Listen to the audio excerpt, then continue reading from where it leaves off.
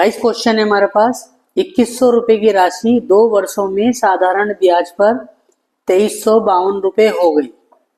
यदि ब्याज दर 1% घटा दी जाती है तो नया ब्याज क्या है। तो यहाँ पे सबसे पहले हम ब्याज ज्ञात करेंगे। तो ब्याज इज इक्वल टू ये कितनी राशि है 2352 रुपए हो गई। कितने रुपए से 2100 से 2352 होगी। अगर इन दोनों का डिफरेंस देखा जाए तो डिफरेंस आएगा हमारा 252 रुपए। तो ब्याज आ गया हमारा 252। अब हम एक फॉर्मूला लगाते हैं साधारण ब्याज का। तो साधारण ब्याज यानी कि simple interest is equal to P into R into T upon में 100। तो SI का मतलब हो गया सिंपल इंटरेस्ट यानी साधारण ब्याज, P का मीन्स हो गया प्रिंसिपल और R का मीन्स हो गया रेट यानी कि दर और T का मीन्स हो गया टाइम यानी कि समय और बटे में 100। ये फॉर्मूला होता है। तो सिंपल इंटरेस्ट कितना है हमारा 252 रुपए इज इक्वल टू प्रिंसिपल कितना है हमारा, प्रिंसिपल था हमारा 2100 रुपए। तो 2100 गुणा रेट, रेट कितना है हमारा निकालना है हमें रेट। तो रेट को हम R मान लेते हैं और टाइम, टाइम कितना दे रखा है हमें 2 वर्ष तो 2 और बटे में 100। अब हम क्या करते हैं इसके नीचे एक मान के क्रॉस मल्टीप्लाई कर देते हैं। तो ये हो गया 2100 गुणा R गुणा 2 और बराबर 100 गुणा 252। अब हम यहाँ पे क्या करते हैं R इज इक्वल टू 100 गुणा 252 बटे में 2100 गुणा 2। तो 2 जीरो से हम 2 जीरो यहाँ कैंसिल कर देते हैं। अब देखते हैं कौन सी संख्या किससे डिवाइड हो सकती है। यहाँ पे हम देखते हैं ये किससे जा रहा है, ये किसके पाले से जाते हैं दोनों 21 के पाले से। तो 21 एकम 21, यहाँ पे आता है 21 एकम 21 बचा 4 42 हो गया। तो 21 दूनी 42। अब ये दोनों संख्या किससे चले आएंगे 2 से। तो 2 एकम 2, 2 6 12। तो हमारा R जो निकल के आ गया वो आ गया 6%। अब ये दूसरी स्टेप में कहता है यहाँ से यदि ब्याज दर 1% घटा दी जाती है तो नया ब्याज क्या है।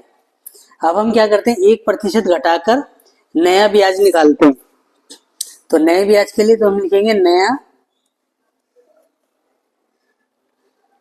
साधारण ब्याज,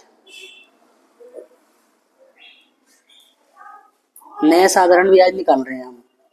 इसके लिए भी फॉर्मूला वही होगा P into R into T upon में 100।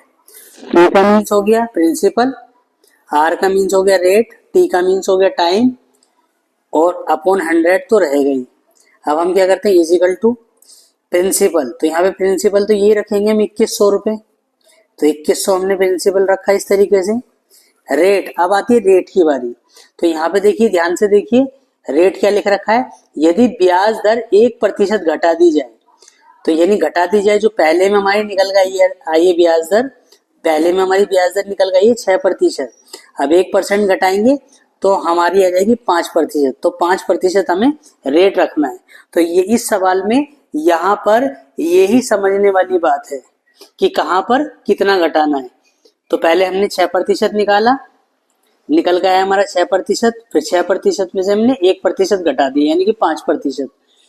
तो यानी 2100 गुणा 5 मल्टीप्लाई T, टाइम कितना है हमारे पास, टाइम तो वही 2 वर्ष है और बटे में 100। तो यहाँ पे आपको समझ में आया होगा कि मैंने किस तरीके से 5 रखा है, मैंने 1 कम करके रखा है। तो यानी यहाँ 6% था तो हमने 5% रखा है। अब हम इन्हें सोल्व कर देंगे तो 2 जीरो से 2 जीरो कैंसिल कर देंगे हम। ये हो जाता है 5 दूनी 10 और 10 की गुणा हम 21 से कर देते हैं। 10 की गुणा हम 21 से करते हैं तो हमारा आता है 210।